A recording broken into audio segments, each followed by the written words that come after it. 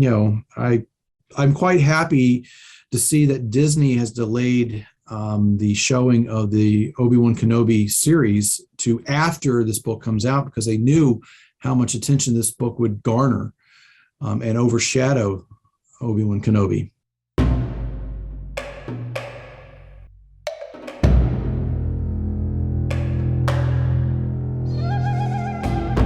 Hello there. Thanks everyone for joining us. This is Jack Wilson, the Jackmeister, as it says on YouTube. And today I am joined by quite an exciting company to announce the release of a very exciting book.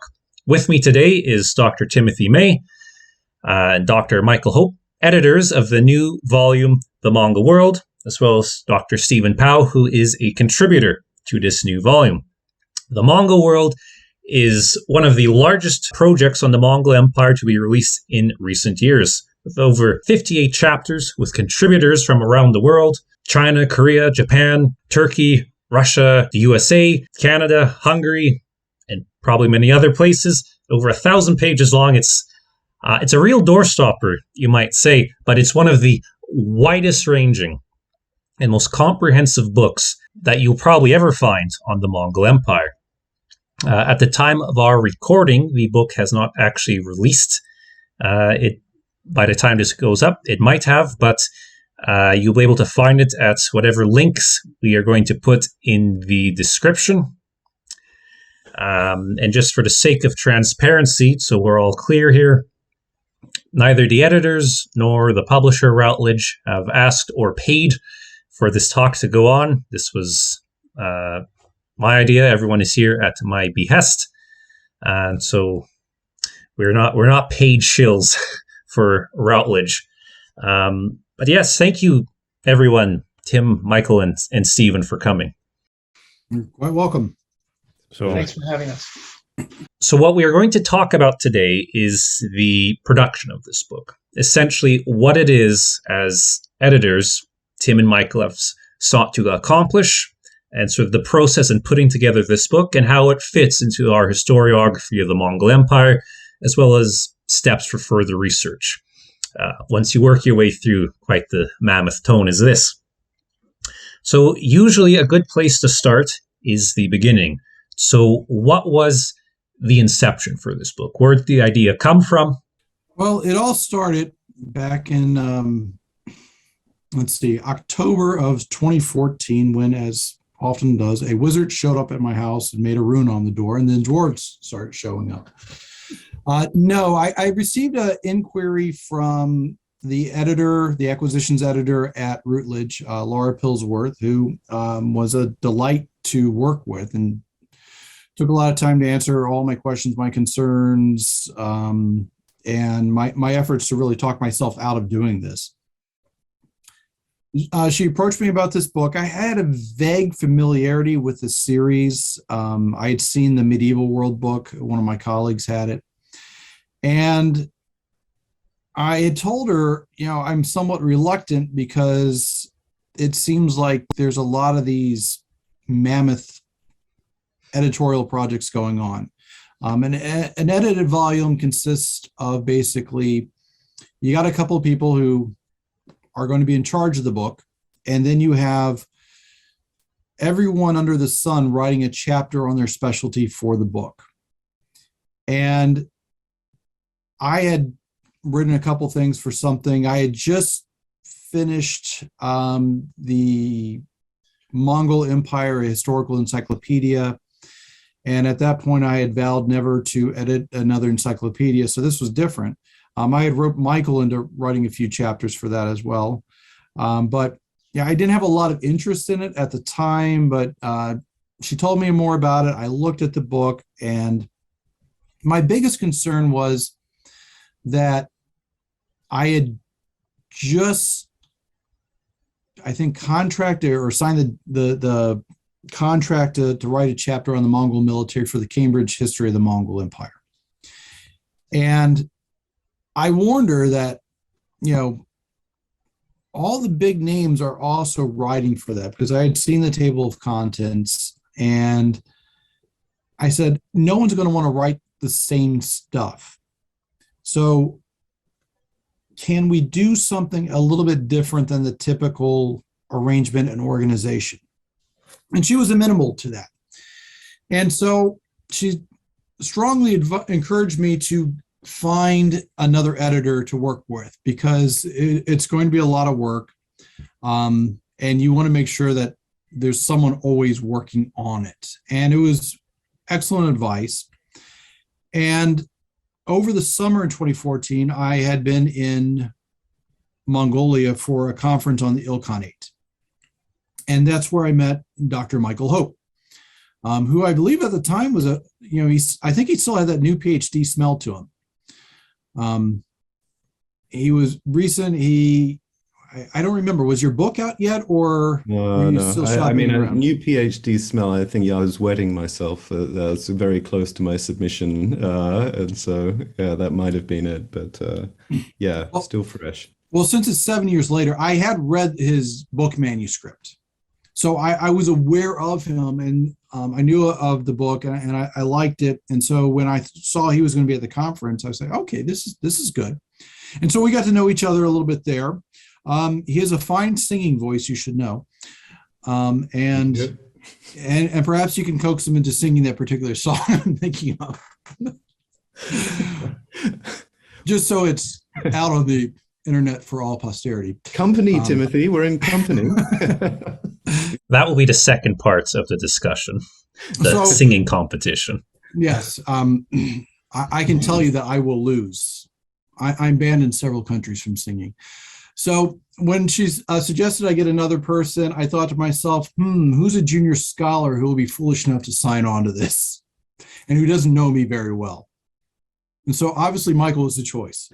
So he graciously agreed. I have to say, I am very glad he did, because there were times where he basically kept this thing going, because I became mired in different things. Shortly after I accepted the signed contract and whatnot, I stopped being department head at University of North Georgia and then became associate dean, which is a less stressful job, but there's just always a lot of madness that always pops up. It's kind of like being the wazir in an Islamic caliphate or sultanate. You run the day-to-day of affairs and hope the sultan doesn't kill you at some point.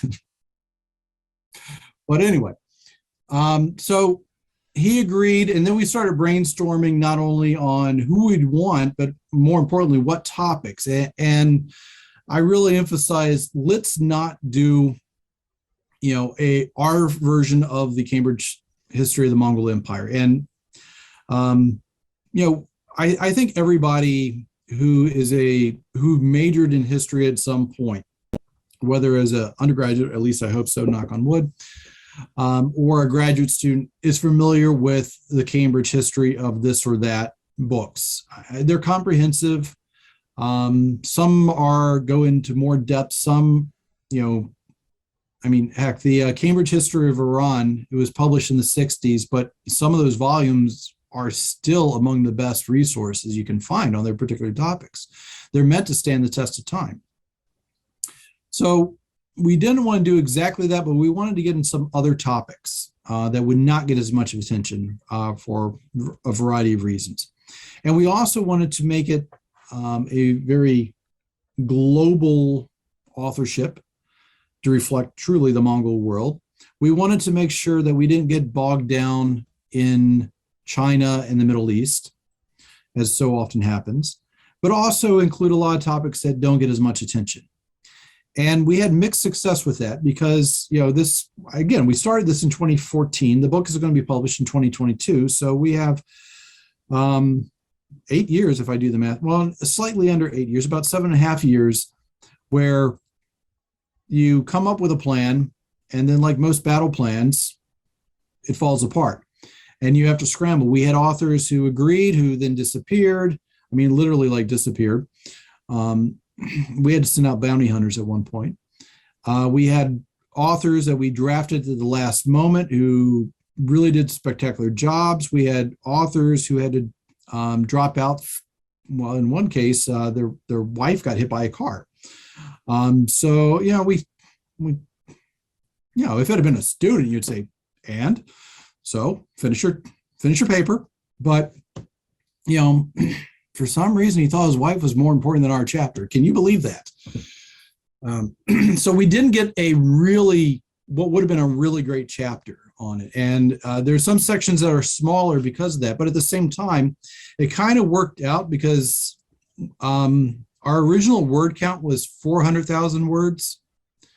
By way of comparison, my book, The Mongol Empire by Edinburgh University Press, there's this pitch for you, is 150,000 words. So, imagine roughly, I guess, 3 of those put together.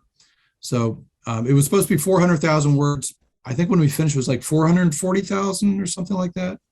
Well, we pushed pretty close in the first draft. It was I think it was a little over 500,000, and we had to cull it down a lot. We had to do a lot of cutting. Well, the first time we even came up with topics and we added up all the words, it was way above it. So we started culling that, and then we left what we thought was wiggle room. And then by the time we got some of the chapters in, some of them were just so gosh darn good and so packed with information, there was nothing to cut. So in terms of cutting then, like in your job as editors, were you literally going through every chapter and just highlighting sections, cut this down please if you can, or can you reduce this to a line? Like, were you like that deep into every single one of these chapters? Oh yes, and then some. We read, I think, some chapters, I think at least twice. Some of them were excellent, very polished to begin with. And then others, they needed a lot of work. And quite honestly, some of the authors, they were writing in their third language, third or fourth language in some cases. So, there was going to be some additional work on those, but for someone like me who can barely form a coherent sentence in English, I'm always impressed by that they're able to write at an academic level in their third or fourth language. So we went through them all multiple times, going from things like sentence structure to expanding certain points to what's that one phrase that editors use, kill your babies, where you just cut passages out that the author might have loved, but they're not really adding to anything. And no matter how many times you tell people we don't want discursive footnotes, there's always going to be those with the discursive footnotes because they can't help themselves. It's an addiction. There are therapy groups for this.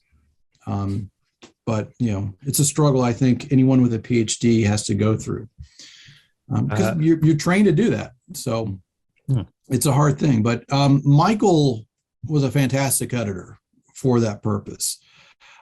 So he might want to say a few things about that.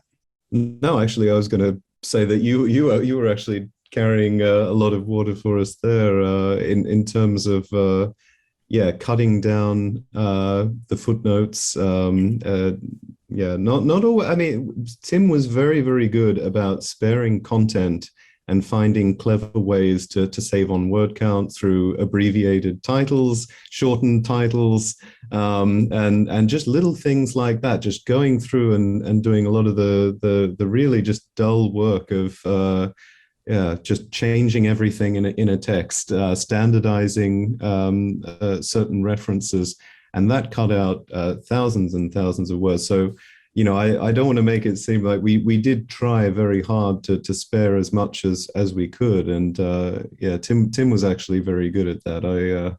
I think we got a lot more packed in as a result of that. Yeah, and like I said, one of the reasons the word count was so high is because many of our authors did go not just slightly above their word count that we allotted, but sometimes double. And when we read it, we couldn't blame them. It was so good. And it also showed just how little we knew about their particular topic to, say, oh, sure, 4,000 words will be sufficient for that. It reminded me of the time when I was asked to write an encyclopedia article on Genghis Khan, and they gave me 50 words. And I said, after I finished laughing at them, I said, no, I could probably do it in 500, but 50 words, no. And it was sort of like that. One of the chapters, I think, was the chapter on Korea. I mean,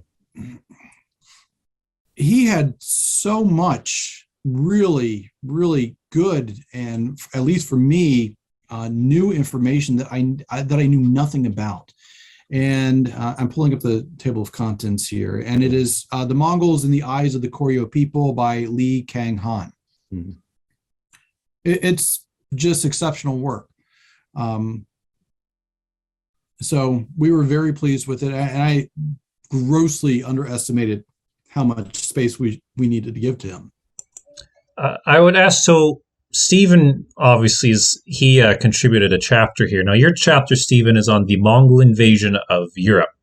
Now, how much does the final chapter in the volume, how much does that match the original version you sent in to Tim and Michael?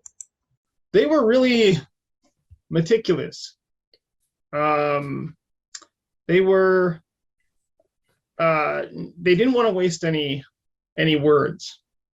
They really tightened everything down to a surprising degree. And this might surprise you, but English is my first language. So I can't imagine what it must have been like with the longer entries and the scholars coming from different backgrounds who might have had more complicated syntax than myself. But the end result was, I think, this really tight, compact, in my case, direct way of saying, summing up a big piece of history. And so I was happy with the result. And like you said earlier, Tim, you always think that you don't want to kill your babies, but in fact, actually, there's a lot of good that can come out of this metaphorical infanticide, and you can get this really pithy, direct. So as big as the book is, it's concise and it's trying to cover just a lot of territory, and I think readers will pick up on that, and that's another advantage it might have over some of the big tomes in the past. That just the directness of this book. I think the bigger concern for me, and it was enjoyable through the collaboration with Tim, because I think we both have slightly different editorial styles, and not having edited a book before myself, I suppose I think I came into it a little more aggressively, whereas so it gave me an opportunity to learn from Tim. And I think Tim was very, very good about trying to, whilst trying to make it more concise, also preserving the author's authentic voice as well. As my bigger concern was not to cut something out or to change something, put it in my words, but to maintain what the authors were trying to say. And so I think, again, looking at Tim's style, we would proofread everything together. So we would both go through and we would both make notes. So we're not only reading what the authors had to say, but I was also reading what Tim had to say.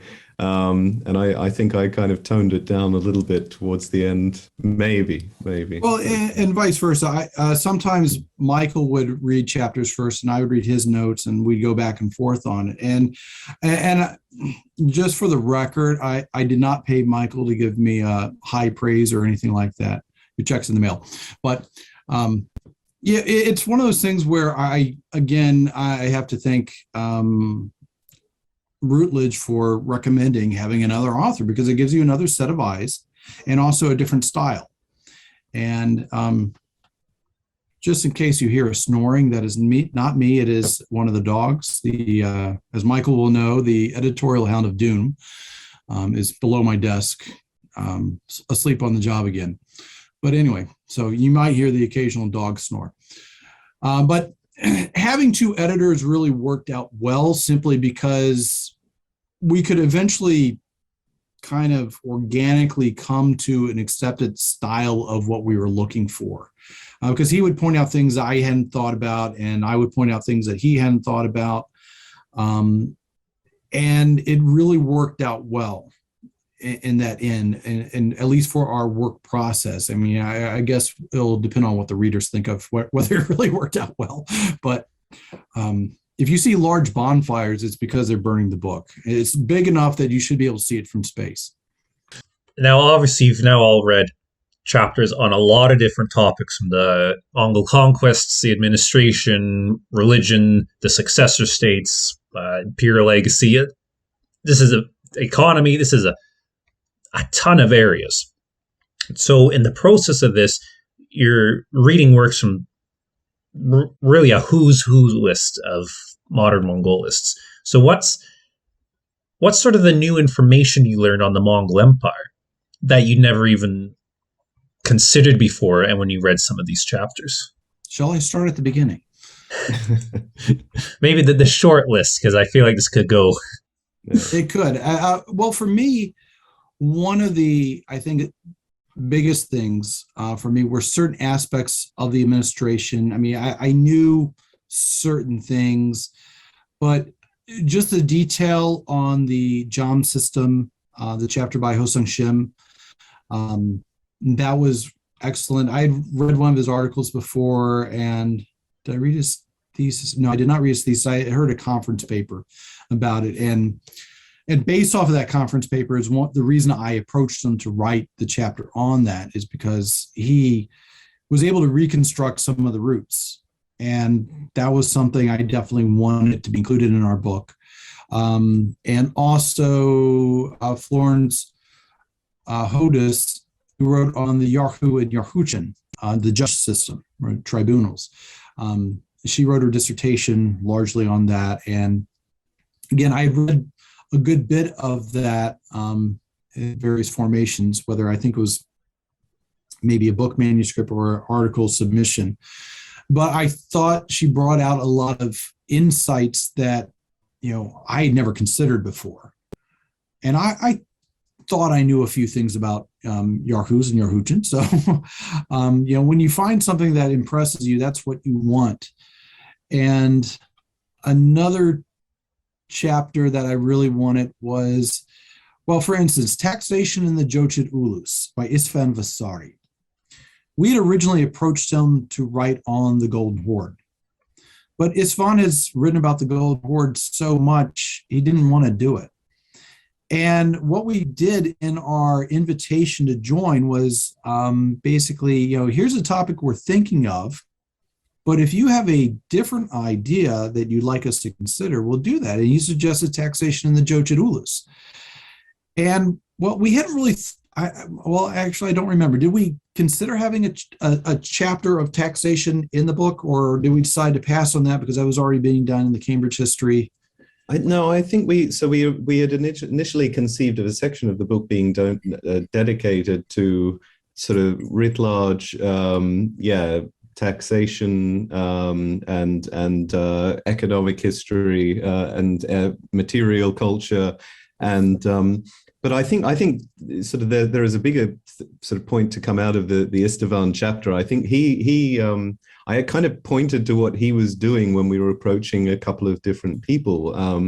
It's funny with a project this big, and I think with a lot of books, people have when you announce what you're doing, people have their own idea of what the book should be.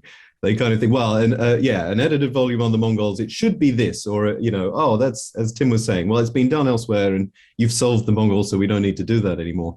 And so I occasionally got authors asking, well, is this going to be an encyclopedia? Do you want me to write an encyclopedia entry, or do you want me to contribute original research? And it's kind of think, well, does it have to be either or? Is there a sort of a space somewhere where we can put something in the middle? Ideally we would want you to contribute new information. We don't want a review article or a summary of what's already out there. But we would also like to update these topics.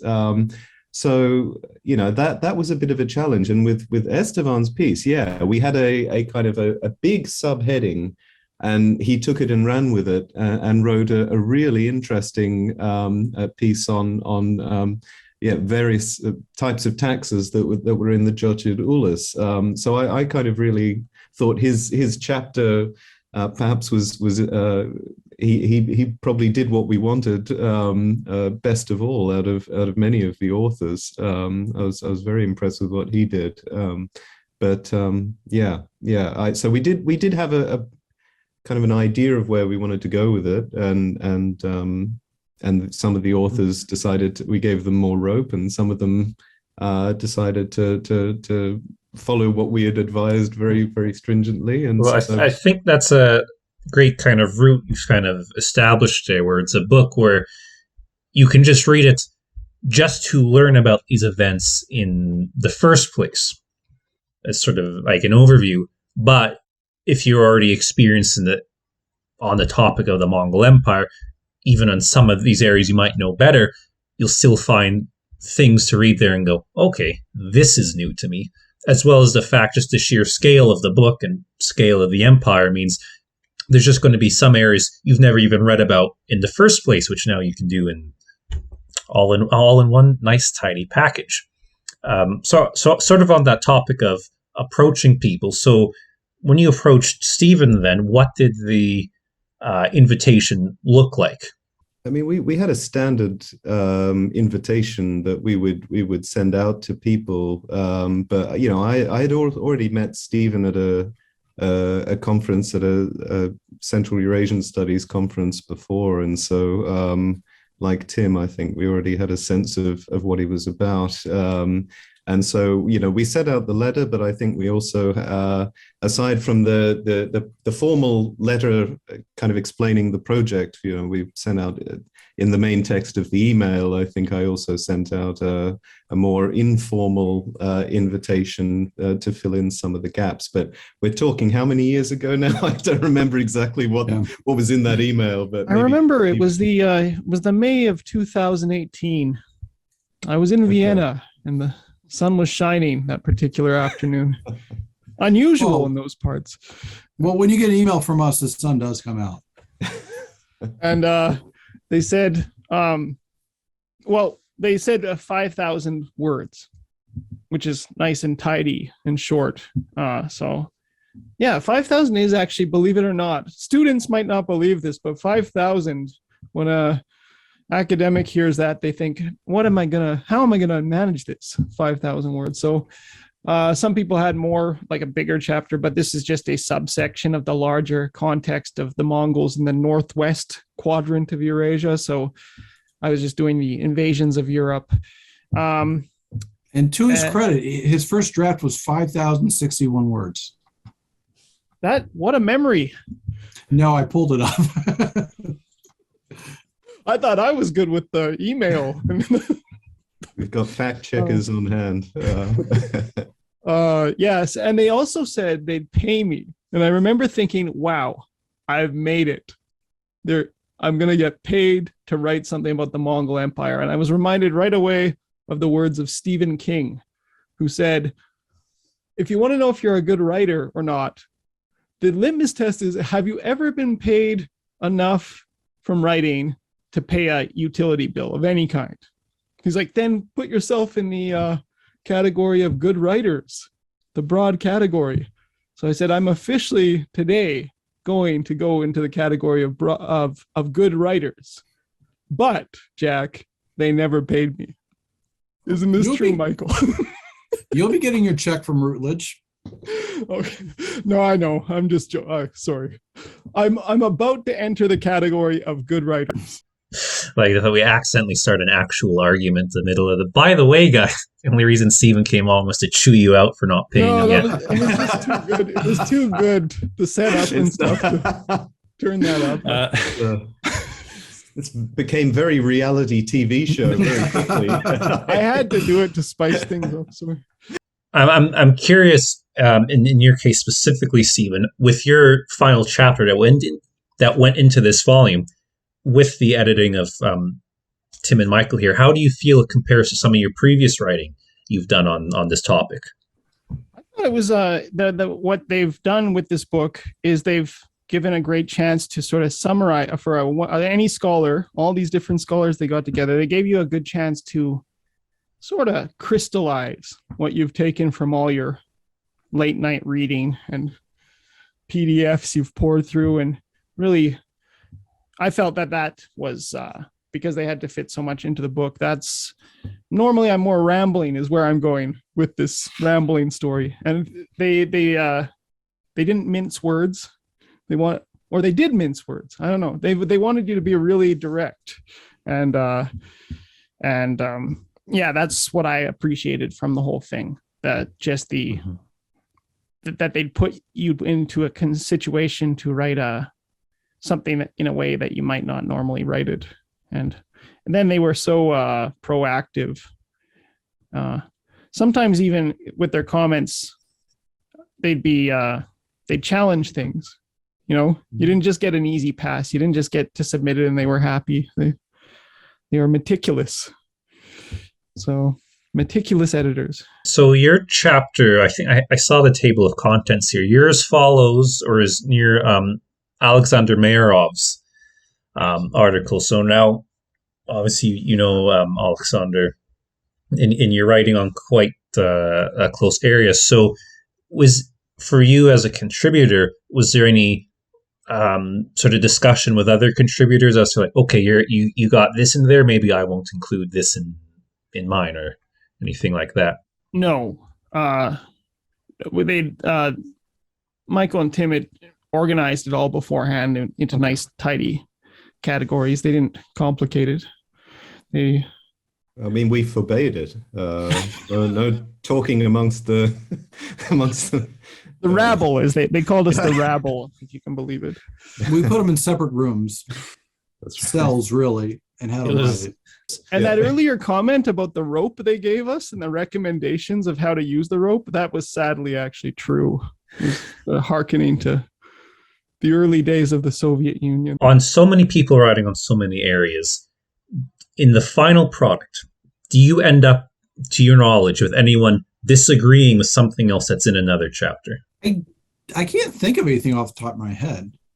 The thing that actually comes to me is it's not the disagreement. I mean, you asked a moment ago about was there anything you learned from the chapters? And again, I could go through and I could list them. But one of the more interesting things was the way that research speaks to different people's research speaks to each other, and it was gratifying to see that people are actually reading each other's stuff, which is nice, because I did show up to a conference in Edinburgh a few years ago and got the distinct impression that a lot of people working on Song China just don't read anything that we're writing, and so it was really nice to see, for example, Choi So-young's chapter on Tibet was drawing lines and connections with material that's been written on Rashidin in Iran and about the Yuan Shi. So similar for Chu Yi Hao's chapter on the Mongol legacy. He sort of draws in the Timurids, and so it wasn't so much that people were disagreeing with each other. Actually, it was gratifying to see that people were reading each other's material and were speaking to it as well in the chapters. There were some chapters I think I kind of I didn't always necessarily agree with the author's opinion, but again, that's not my place to jump in and try and interfere there. But on the whole, no, I didn't see too much of that, to be honest. Usually, if there was something that we found questionable, it was more of, can you elaborate on this point and explain it better? Yeah. Because there's always going to be some differences of opinion on certain things, but what you want is for them to provide more evidence or more details so that, okay, I can at least see where you're coming from on this. But I don't remember anything earth-shattering like, oh my God, what the heck is this thing? What always amazed me, though, is, we'd have a topic and the approach that they took would also be completely different from whatever, I thought of or Michael thought of. And I think that was one of the neatest things, because it made me reconsider, okay, well, maybe I should follow their example on this. And so it was a learning process in many ways, I think, for everybody. And I think that's what made it fun. As fun as editing a 1,000-page book can be, but there was always something new and interesting to read. On the topic of historiography, how does the release of this book in 2022, in terms of some of the argumentation presented in it, or perhaps even chapters, compare to if this book had been released in, say, 2010 or 2000 or 1990? Like, in what specific ways, for the sake of audience, can we sort of point to the ways in which the field has advanced? I'm going to leave that for Michael to start. Ouch. Okay.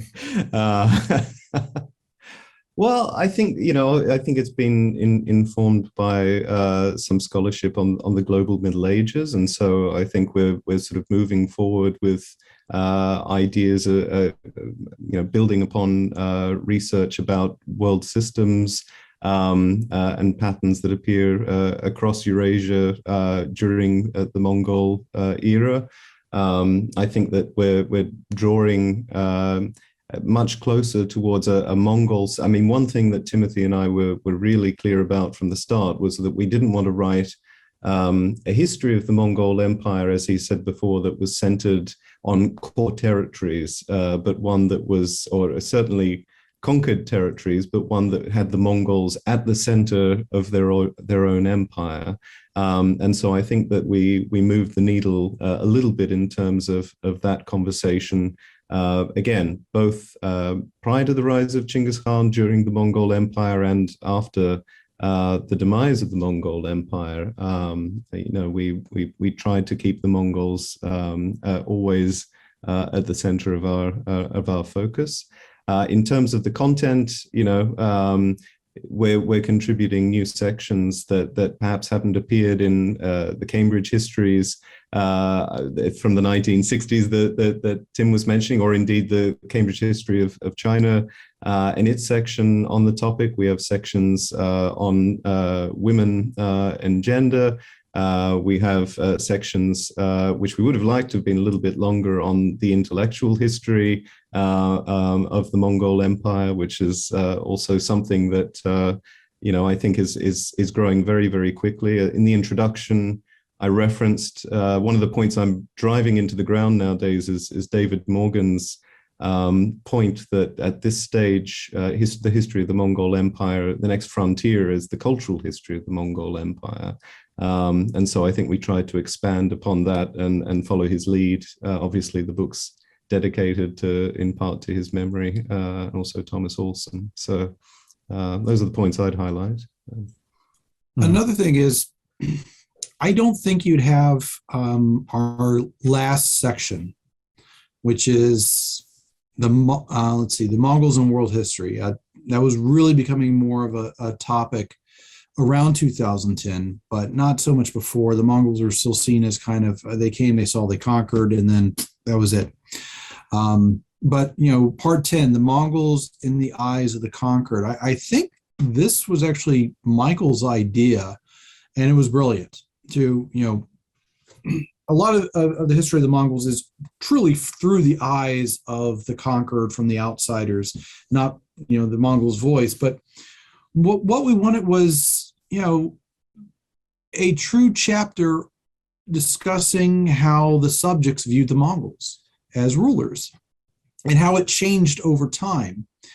And I think this is one of the most exciting chapters. And then we also wanted to talk about, the neighboring states. What did they think about it? And also particularly in dealing with Mongol diaspora outside the empire, such as in the Mamluks or South Asia. Or again, one of the chapters I was most excited about, Southeast Asia. And that's another area that I don't think we would have really had before 2010, is more of an emphasis on Southeast Asia and the Indian Ocean. We have a few chapters that deal with all of this. it was just something that wasn't really getting a lot of attention. And in fact, I've been in correspondence with, I'm not sure where he's located. He said he's Vietnamese. And I told him that, he was doing some translations of the Yuan Shi into Vietnamese. And I mentioned that this was kind of a hot topic. And he was surprised that, Vietnam, Southeast Asia in general, the Indian Ocean was getting a lot of attention in Mongolian history now, or the empire, the Mongol Empire. And, also the Mongol Legacy chapter. I think it would have been completely different before 2010. Often what we saw, the standard joke for a book on the Mongols was you'd have the chapter on Mongolia and the environment, and then a chapter on the rise of Genghis Khan and the conquests of Genghis Khan, then a chapter on the institutions, then the rest of the empire, and then the obligatory legacy of the Mongol Empire chapter, which would really just discuss, the successor states and then their fall. Whereas the chapters that we have are quite different. They discuss well beyond the Mongol Empire and at successor dynasties, and how they tie back, not just like the Golden Horde, the Yuan Empire, but the Timurids, the various states that form in the Middle East after the fall of the Ilkhanate, the Ming Dynasty, and the chapter on the Mongol Empire in Mongolia. Ipe Shimamura decided to focus really on Genghis Khan in the Soviet era and dealing with some of the issues that are brought up in there. And again, it's not what I would have written, but it was really fascinating. So, and I say it's not what I was written. When we were going through these and we were assigning topics, we always had a backup plan for the chapters that we definitely wanted. And that was for either myself or Michael to write it if we can find someone else to do it. So we're very thankful we found many authors because this book would not be finished yet. Because I think at one point I had about 7 chapters for myself. He had about 6, but slowly we were able to whittle them down.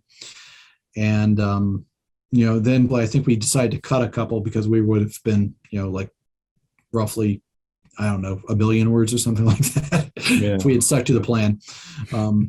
At the last minute, I think one of my lingering chapters was astral science, and I remember thinking to myself, okay, I've got a month and a half to learn about astral science. That's kind of and that was because one of the authors, he had to drop out. He didn't have a choice in the matter. And like, well, gosh darn it, we really wanted that. And I mean, if you look at it, everyone's going to find something. Well, why didn't they include this? Well, again, space issues. And quite frankly, when we started it, this was not a significant topic. An example would be environmental history in the Mongols. When we started the project, that was just becoming kind of a thing. And my personal opinion is something that I feel like it gets overemphasized in the importance of it. When something's new and shiny, people get overly excited about it and see it everywhere. The same thing with the Black Plague. There have been leaps and bounds in the study of the Black Plague since we started it. And while I don't agree with all of the most recent conclusions from the historical angle, not the science angle, but some of the conclusions that they're making, it still would have been good to have. But when we started, there wasn't anything brand new to really add. And also, once we, one author dropped out and we might have been able to add something, we were already pushing the limits that Routledge would accept without, sending out Luigi and Guido to come and have a conversation with us. So we decided to try our best to stick with the word limits. Yeah, COVID wasn't a thing when we started it, but it became very big very quickly. And so, one thing I was quite interested in is you have quite a dedicated section to archaeology of the Mongol Empire. And that's something really interesting because there's not a lot of say, larger histories of the Mongols, which either directly have archaeologists working on that history or consulted, or when archaeologies include, it's kind of cursory. So you sort of pick and choose a couple little bits to spruce up a larger argument. Some say you're talking about the invasion of a certain region, and you go, and they found these coins here, or they found this mass grave here. But in this, you have a whole section in 4 or 5 chapters by archaeologists on archaeology in, I think, Mongolia itself. I don't have the table of contents here, but yes, it's about the archaeology of the Mongol Empire in Mongolia. Now, there's been a lot of digs at Karakoram, but what this chapter does is cover all of the archaeology, well, as best as they can, in all of Mongolia related to the Mongol Empire.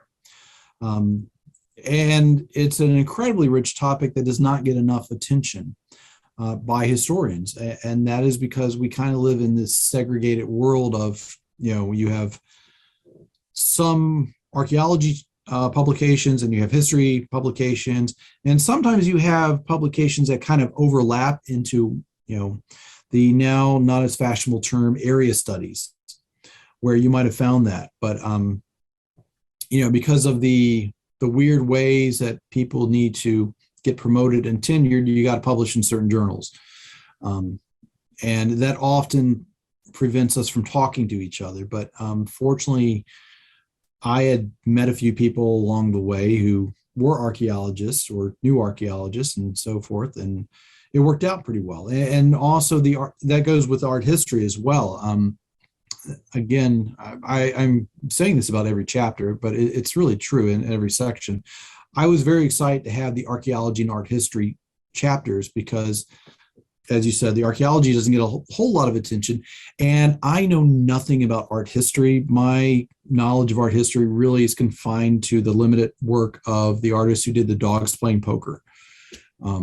You can't get it any higher than that for me. So having Shane McCausland and Sheila Blair discuss this, and Sheila was a real trooper in agreeing to take on the Chagatayas as well. We wanted to have a chapter on the Chagatayas, but after poking around, it's the same old story. There's simply not enough information about the Chagatayas to really do that. So she was able to take what there was that she had access to and weave it into the chapter with the Ilkhanids. And it worked out, I think, fairly well. And then, of course, Daniel Waugh, he's a historian, but he started the Silk Road Journal. And he's always devoted a good chunk of that to archaeology, particularly the work done by Russian archaeologists, both past and present, and trying to get it into a more, accessible journal, with the Silk Road Journal being free and in English, so that people would be aware of it. And so he was gracious enough to take on this chapter for us. And again, just a lot of things that I was completely unaware of and learned a lot from and really enjoyed. And, I think it's really, as someone who did archaeology stuff as an undergraduate, it should have been more in my wheelhouse of, hey, you need to look at the archaeological evidence. But it's one of those things that you just get in a particular mindset and you forget to look at these things. Well, in fairness, but I mean, one of the other points that I think was made in this book, but also Honeychurch, Fitzhugh, and Rasabi in their earlier Genghis Khan book is, this idea of archaeology of the Mongol Empire being a kind of a new frontier in many cases. I mean, I wasn't aware to the extent that that prior to sort of during the Cold War, there were, this was not something you did, was carry out digs and look into the any aspect of the archaeology of the Mongol Empire in Mongolia. And there's just been this assumption that, well, nomads don't build anything, so there's no need to look. And so the chapter on the archaeology in Mongolia I think shows the potential of what's there. And you were asking about what's future directions for new research. This is not something that's confined to the Mongol Empire, though. Either I know that people working on the Seljuks and the early Islamic period in Anatolia and Iran, they kind of would make a similar point that there's there's stuff that can be done on this. And there's a tremendous amount of work in Mongolia on the Hunu people. Based off of archaeology. There's just amazing stuff literally coming out of the ground almost every day. So it is one of those frontiers of research that I think will be quite profitable for the future. Mm-hmm. Well, and the point I think I've made a couple times already, it's just having these things in one place. I've read lots of archaeological studies about the Mongol Empire, or about certain burials, like the such and such burial lane from the mid 13th century, and they were so wealthy in that the coffins were made out of I think cinnamon wood or something from like southern China that had been shipped all the way into Mongolia. And you're like, wow, these people are so wealthy. I didn't agree with the author's conclusions that they must have been Chinggisids, but that's another thing. But I've never read an overview of archaeology in Mongolia itself.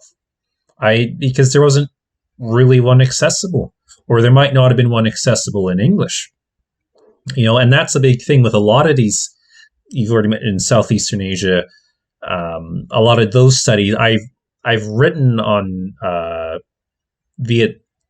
Vietnam and those campaigns in Southeastern Asia for the kings and generals, and the podcast we did there. And I helped Stephen with a little bit of that when I forget the paper. That was your one on the cholera, wasn't it, Stephen? It hasn't even been published, but that general study. But it's kind of this sense is that this is stuff that a couple years ago you were like scratching and digging to get access to, because you didn't even know any names in that area who you could reach out like, hey, where do I start? Or so a lot of the archaeology, for those listening who don't know, there's tons of archaeology on the Golden Horde in Central Asia and Mongolia, and most of that's in Russian or it's in Mongolian. There's a lot of it that's just never been made accessible in English before. Yeah, and it's not just making it accessible in English, but making it accessible for non-archaeologists to understand, because they get into their technical terms of the layers and so forth. And if you don't have a background in archaeology, it can be a wee bit confusing. So William Honeychurch did an excellent job in presenting the information in a way that anyone can understand it. And of course, he has all the references where you need them. So if you want to dig deeper into the nitty-gritty details of the digs, you have them. And you're exactly right. There's tons of information from the Soviet period. I remember reading the works of the Mongolian scholar Perle, who was he might have actually been the first Mongolian archaeologist. His work on the Liao and the early Mongol Empire, it was fascinating. And again, not everyone can read that because it's in Mongolian, and then also those books don't really get a wide circulation outside of Mongolia. Or these things are published in journals that you don't even know the name of. You've never seen them circulate. Right. So you don't even know how to look for it. Exactly. This book, it's not just an excellent resource, it's an excellent stepping stone for further research. Just having all of these things in one place. It's the Walmart of books, but maybe a classier Walmart. A Zeller's. You might want to say it's like readable and good for classrooms, because it is, and just that it's more readable maybe than some of these big, huge reference and the Cambridge books. history. This is the part where we start taking shots at the Cambridge history. I don't want to take shots at the Cambridge history because that's going to be a really good book, and particularly my chapter in it.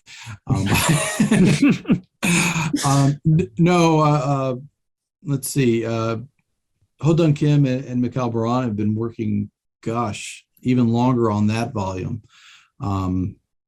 They've had some other issues with, people dying on them. Literally, I mean, that's a tough one. But they're two very separate books. I think they'll complement each other. So if you really want to get a crash course on the Mongol Empire, once the Cambridge History of the Mongol Empire comes out and this book, I think there's going to be some overlap, but there's a lot of things that we intentionally did not cover because they were doing it. And also, they wouldn't have covered because, the Cambridge histories are set in a certain way, in a certain style. Mm-hmm. So again, they're great. I do think ours would be good for classroom, particularly because the digital version of it is, I think, like $50, which is to me outstanding because I often see, digital books at the same price as the hardback. It's like, dude, it's digital. There's no physical materials here. Why are you charging the same price? But Routledge has done a very nice thing in doing that. So hopefully, again, knock on wood, people will buy it and read it and use it.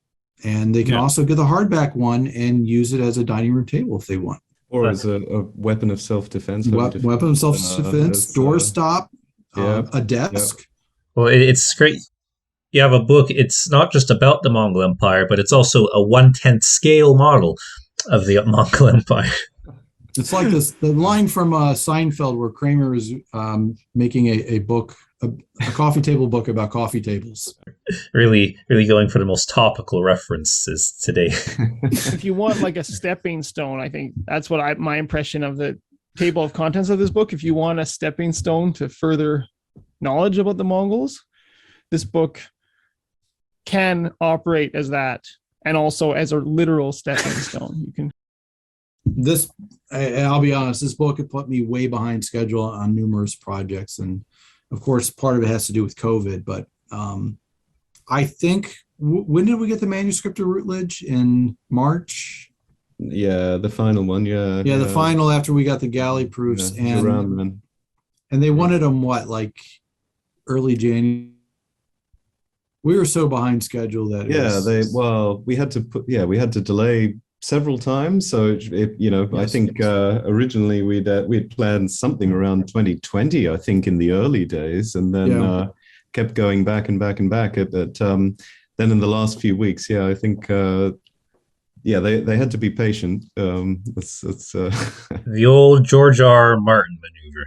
Well, and if any of my students ever listen to this podcast, plug your ears right now.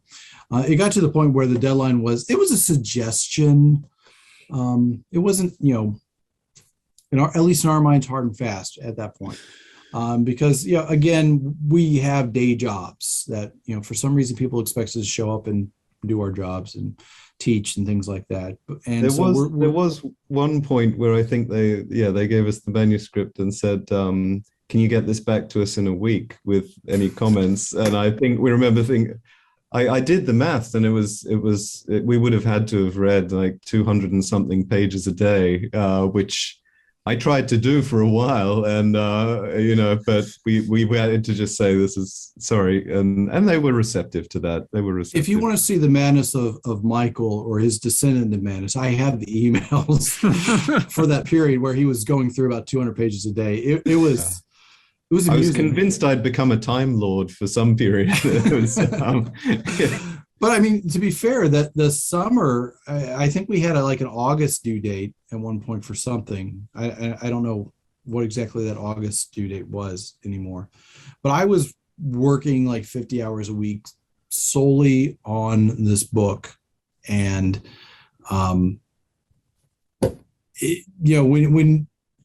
when you start working on this, you think, oh, it's not going to be too bad. But just the little things take time, a lot of time. It often has nothing to do with the authors. It's, things like trying to standardized the names that have been, transliterated across a dozen languages, and things like that.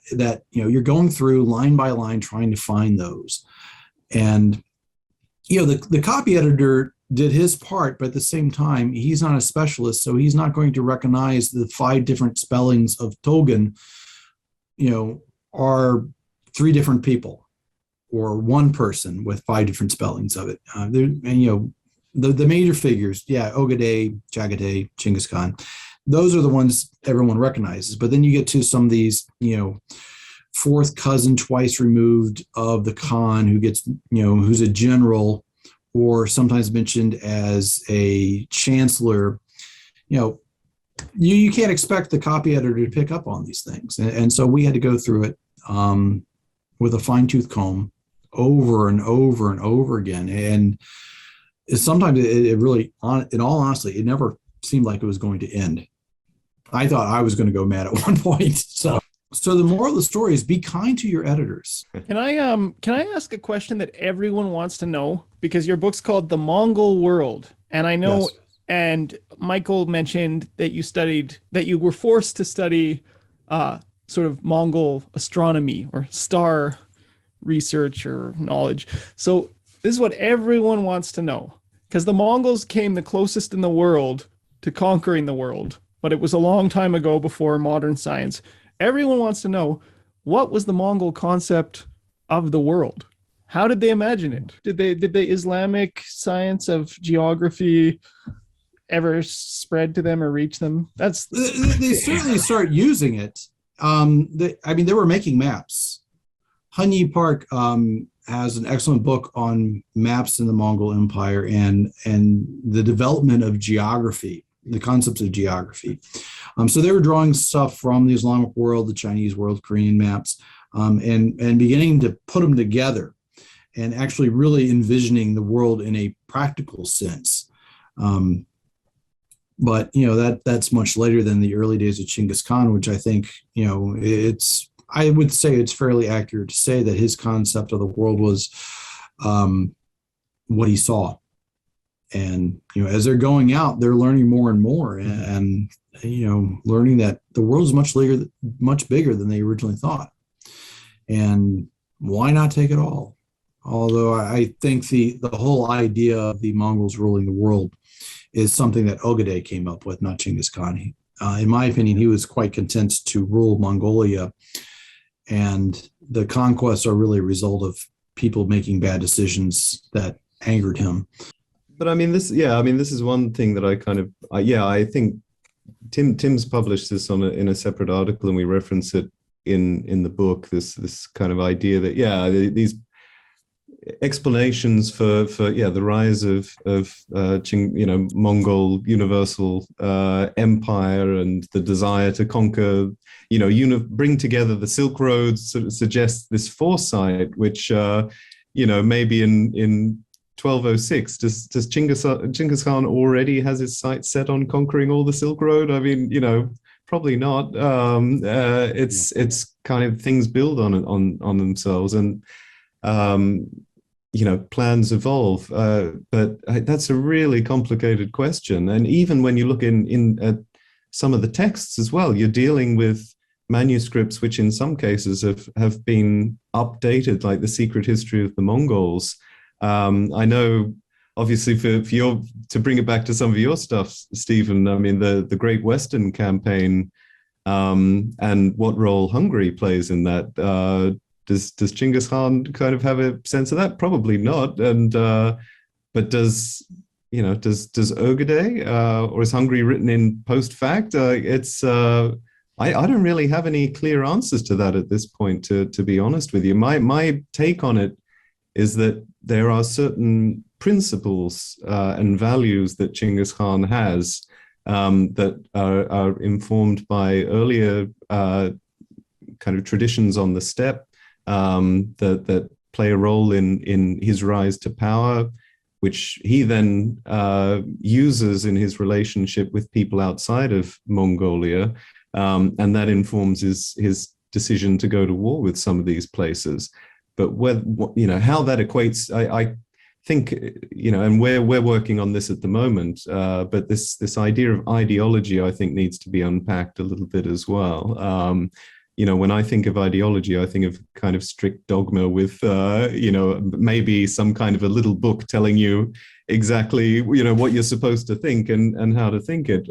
Maybe that's my problem, but I think maybe moving away from the language of ideology towards values might be a productive direction to take on this.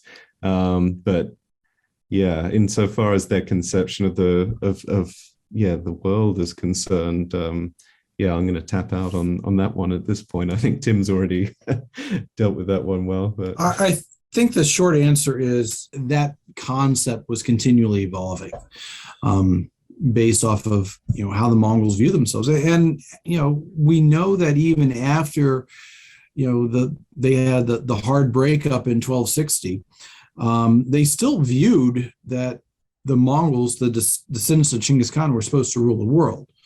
There's really no disputing that. It was just, who's supposed to be in charge, and exactly how are we going to work this out. But definitely everyone's supposed to bow before the Chinggisids. Well, I think, is it David Morgan? I think he quipped this as the Mongols came to believe they were destined to conquer the world when they found out that they were doing so. And I think it's David Morgan. Yeah, David and I talked about that a good bit, particularly when I was writing my dissertation, and he's a person who will definitely be missed in the world, because he was one of the nicest people in the world. I've often said this: the only person nicer is actually his wife. But he was always very generous with his time for anybody. And always willing to, give his thoughts on things. And he never took himself too seriously. And he was, I think, a great example for all historians of saying, looking back at his older work and saying, the historian Morgan is wrong on this, which when he taught, this utterly baffled his students who are, using his book, The Mongols. And it's like, wait, are you referring to you? When you say the historian Morgan? And it's like, yes, I'm talking about me. I'm wrong. I wrote this in 1986, and if my opinions on things haven't changed based off of new evidence and things, then what good is this? So I think people tend to forget that history is not literally written in stone all the time. It does change based off of evidence and new interpretations and things. And I really don't like the term revisionist, because we should always be revising. It's again, not something that should be static. If it's static, then it becomes, ideology. I think there's a lot of people kind of approach history as if there's literally just a textbook where this is all coming from, and that we're just regurgitating the same textbook, not realizing it's all of these sources. There's so many translations. You're revising the translations, doing better translations, new sources being found. The Akbari Mogolan, for instance, that you just sent me the other day, Stephen. And even, I still see this a lot. Like, do you know Frank McLean's biography on Genghis Khan? Came out a couple of years back. And I read it during my undergrad, and even then, looking at his footnotes, all the time he's just citing like Abraham Dawson, Rene Grosset, and it's like these guys are fine, they're good for the time, but like Dawson, he wrote in the 1800s. He wrote before you could ever access a copy of the Secret History of the Mongols. Can you imagine writing the early life of Genghis Khan without talking about the secret history of the Mongols? You can't, it's unthinkable now, but that's what he did. And it's not a reflection of his skill as a historian of the time. It's just a reality. If he doesn't know, or I don't know if he knew about it, would have been probably aware of a lot of the content in there from like Rashid al-Din and stuff, but he can't write with what he doesn't have.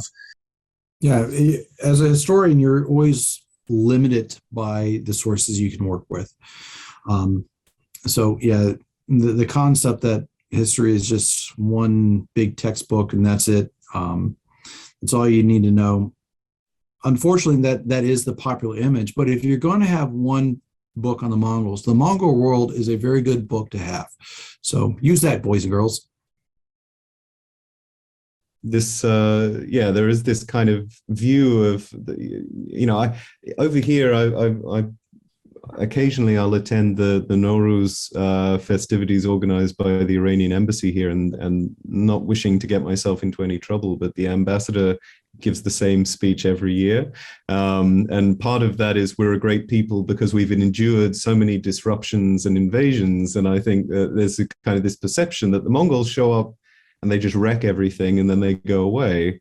And I think, more recent scholarship, not just by people that focus on the Mongol Empire, but people looking at the Timurids and people looking at the gunpowder empires, Safavids, Ottomans, the Ming Empire, are kind of slowly coming to the realization that, like them or loathe them, the Mongols do inform what goes on in the centuries that follow.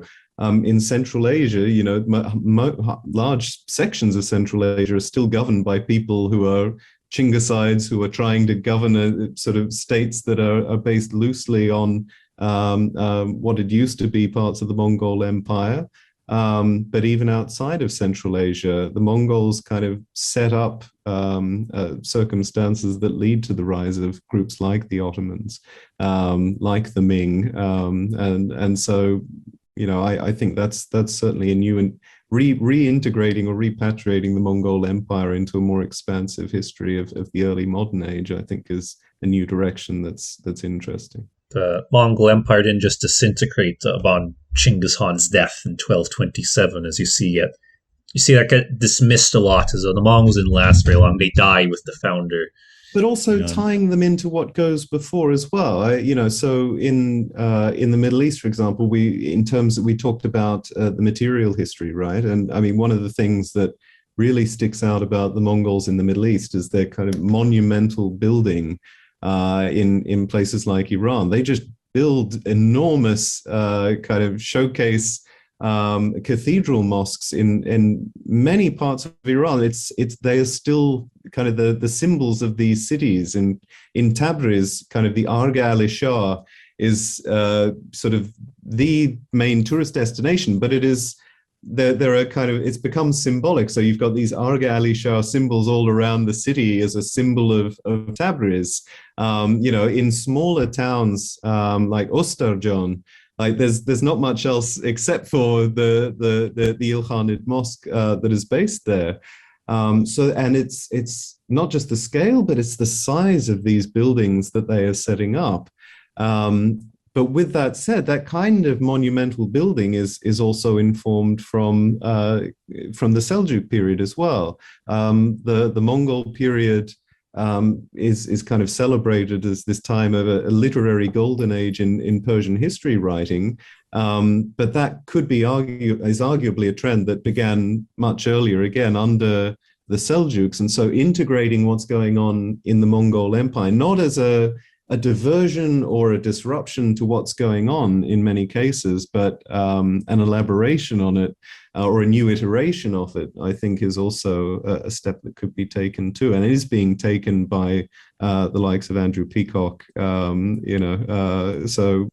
I agree. There's always this annoying, there was a popular YouTube channel a couple of years back, John Green's Crash Course. And he did a video on the Mongols, and like his theme, the Mongols pop up, and it's always the Mongols are the exception, because they do things so unusually. But they're only the exception if the only thing you study is like the British Empire after 1600 or something. It seems very unusual. If you look at a lot of East Asian, Inner Asian, Western Asian trends, the shape of Mongol rule, aspects of the conquest, aspects of nomadic states, are the Mongols. They are more of like an ultimate expression of a certain trend rather than a wholly unique phenomenon that's there's no precedent or antecedent after it. Yeah. And again, I think that is being taken up, and so ideas of, kind of universalism, expanding discussions about the age of confessionalization outside of Europe to other parts of the world. I think the Mongols inform a lot of those conversations. Often it's a chapter at the beginning or a kind of a short bit of the introduction, but it's a good first step. Yeah. Discussions about, if we're talking about the modern age, connectivity is something that sets it up. Again, it's not something that always necessarily begins with the Mongols, but they accelerate a process that's already well underway. Yeah. Well, I saw a little bit of one of the final chapters. It was on the Ming Dynasty contextualized Kublai Khan. And I thought that looked really interesting. Like I read like the first page or so of it on Google Books or as much as the preview let me read there. But this kind of, you get so used to this idea, like the Ming show up and it's like washing away the Mongol. Everything's a reaction against. But this idea that there's actually not just an admirable person among the Mongols, but someone to almost aspire to as a ruler, as that he's an imitatable form of government, of an ideal period of good governments. Like that's fast from a dynasty which is usually presented as custom-built anti-Mongol, that there's Mongol elements which are not just accepted but openly sought after. That's an amazing thing. It is. Sorry, Tim, you go. No, please go ahead, Michael.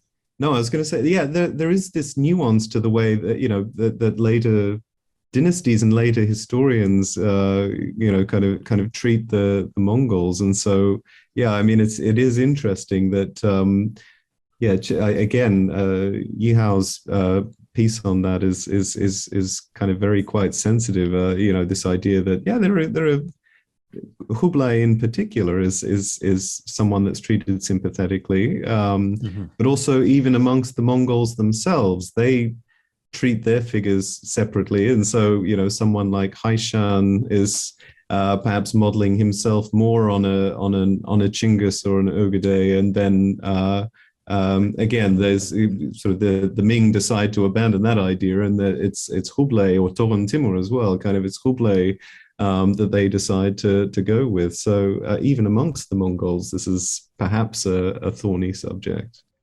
In the Mongol rule in Russia, where so much of it gets contextualized as, the Russians always sort of seeking independence from the Khan, and all of these actions by the Knyaz are always to overthrow the Mongols. And you look at most of the fighting between the Rus princes over the period of the Golden Horde, it's for the chance to be the Mongols' main tax collector. There's none of it's about independence or this kind of idea, even after like the Kulakova, or even the stand on the Ugra River, I think it is. I always get them mixed up in my head. Even after that, you see the Veliki Knyaz trying to almost reset relations with the Khan and sort of go, can we actually go back to how things were in before this state returns to our treaty or our tribute relations, because we require your assistance, military assistance or intervention or whatever. It's not nice, clean national myths. It's people working day to day in whatever their historical context is to overcome this. It's a world empire that lasted a very long time. It's that stereotype of that being a flash in the pan, but it wasn't. As you already said, and I think with this book showing not just cursory going over so many sections, as always, not always, but usually happens just because of the length of a given book. There isn't time to go into detail. But when you have so many dedicated sections, Korea, or there's even a chapter just on the legacy of the Mongol invasion of Japan. Most discussions of the Mongol invasion of Japan and most literature just stops with, Second Fleet sinks. Maybe there's a mention Kublai wants to do another invasion. But this is discussing the legacy of. This is the long-term impact, and this, it's a world empire with consequences across the world, which it seems like this book is going to do a very good job of demonstrating. Oh, we certainly hope so. And there's just so many things that came out of this, I think, not only for us, but also the other scholars who, when we had a chunk that we said, this is fascinating, but we have to cut it because it's not particularly germane to the exact topic. This is something that they could then follow up as a separate project. And in fact, my chapter on, let's see, what is it? The conquest of Karikite in Western Siberia. I have to write a much larger article on it because I ran out of space. And I know that one of the criticisms of the book will be that we have spent 9 chapters on the Mongol conquest. And the reason for that is because, well, most books kind of, they discuss the conquest. You get the standard narrative. They went here, here, and here, and they do it in, the entire, conquest in 20 pages. Well, we wanted to really delve into it and discuss these topics, not just as military history, but, what's really going on here. Beatrice Mann's chapter on the Mongol conquest of Iran is outstanding. And, and I'll be honest, many of these chapters I originally put my name in because I felt like, okay, if we can't get somebody, I'll do it. Because partially it's fun, but there's a lot of little side things that when I'm reading them, it's like, I want to follow up on this, or this would be something really interesting to write more about. So there's always something new, I think, in these. And then there's some of the chapters that didn't get in because of various reasons, like in the part 5, family and royal households. This was originally going to be 3 chapters. And the missing chapter, because the person dropped out for a variety of reasons, was going to be on gender and sexuality in the Mongol Empire. Which, was like,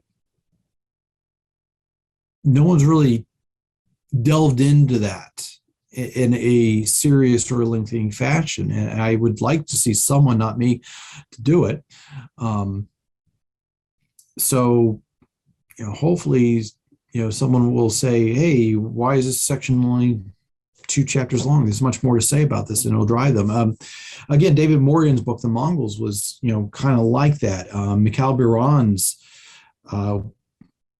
dissertation on Karikite was inspired by an offhand comment that David made in his book about, there's not much to say about Karikite, and you need to master Persian and Chinese to really say anything about it. And so she took that as a challenge and wrote this fabulous book on it. So, hopefully someone will see some of the lacuna in our book and do something similar. Like, the same thing with the section on science and exploration. I think that was supposed to be 4 chapters long originally. The astral science one, the author had to drop out. Michael bravely said he'd do it, but then he got chickened out. But we also had to cut things, or the editors would have come for our heads. And I don't remember what the other chapter was supposed to be. There was something, but I don't recall what it was. We went through various permutations of this table of contents just because, again, over 7 years, things change. Some of the authors that are contributing aren't in academia anymore, again, for various reasons, or they're doing something completely different in their research. So it was a very interesting process to see the life of a book. That, I've written several books, but nothing was quite like this experience for a variety of reasons. And at times, I think both Michael and I rued the day that we ever agreed to do it. But now that it's coming out, it'll be very nice. And I'm quite happy to see that Disney has delayed the showing of the Obi-Wan Kenobi series to after this book comes out, because they knew how much attention this book would garner and overshadow Obi-Wan Kenobi. It was a very shrewd move on their part.